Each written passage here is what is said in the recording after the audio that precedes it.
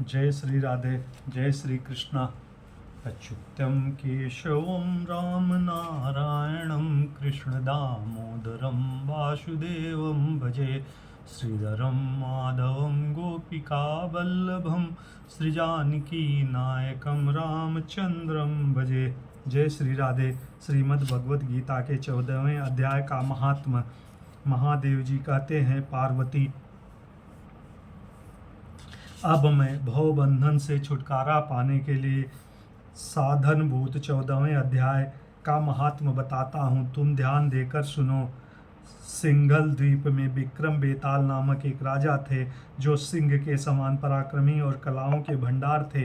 एक दिन वे शिकार खेलने के लिए उत्सुक होकर राजकुमारों सहित 2 कुतियों को साथ लिए वन में गए।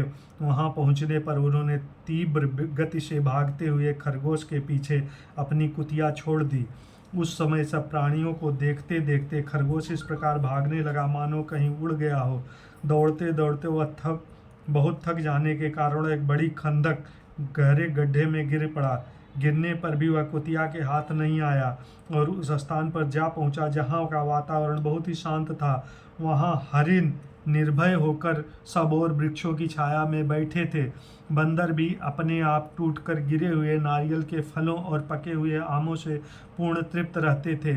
वहां सिंह हाथी के बच्चे के साथ खेलते और सांप निडर होकर मोर के पंखों में घुस जाते थे।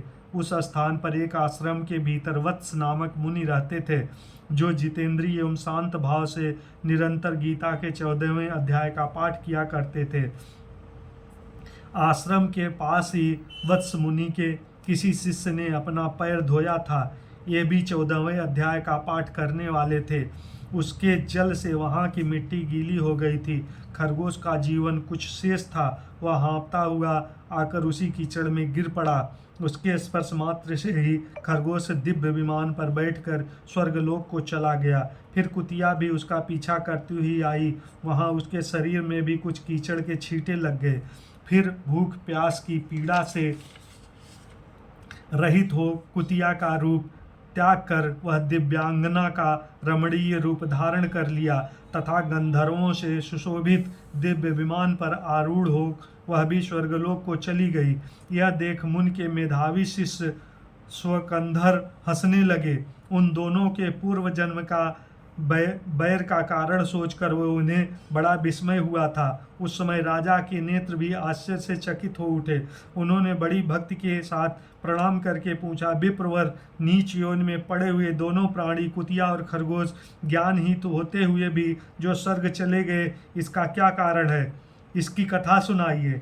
शिष्य ने कहा, भूपाल, इस वन में वत्स नामक ब्राह्मण रहते हैं, जो बड़े जितेंद्रिय महात्मा हैं। गीता के 14वें अध्याय का सदा जप किया करते हैं। मैं उन्हीं का शिष्य हूँ। मैंने भी ब्रह्म विद्या में विशेषज्ञता प्राप्त की है। गुरु जी की ही भांति मैं भी 14वां अध्याय का प्रतिदिन जाप करता हूँ। मेरे पैर धोने के जल में लौटने के कारण यह खरगोश कुतिया के साथ ही स्वर्गलोक को प्राप्त हुआ है। अब मैं अपने हंसने का कारण बताता हूँ। महाराष्ट्र में प्रद्युदक नामक महान नगर है। वहाँ केशव नाम का एक ब्राह्मण रहता है, जो कपटी मनुष्यों में अग्रगण्य था। उसकी स्त्री का नाम विलोभना था। वह स्वच्छंद विचार वाली थी। इससे क्रोध में आकर जन्म भर के बैर को याद करके ब्राह्मण ने अपनी स्त्री का वध कर डाला और उसी पाप से उसको खरगोश की योनि में जन्म मिला। ब्राह्मणी भी अपने पाप के कारण कुतिया हुई। श्री महादेव जी कहते हैं, यह सारी कथा सुनकर श्रद्धालु राजा ने गीता के 14वें अध्याय का पाठ आरंभ कर दिया। इससे उन्हें परम गति की प्राप्त हुई। श्री कृष्ण गोविंद हरे मुरारे, हे नाथ नारायण वासुदेव। जय श्री राधे, जय श्री राधे, जय श्री राधे, जय श्री राधे कृष्ण।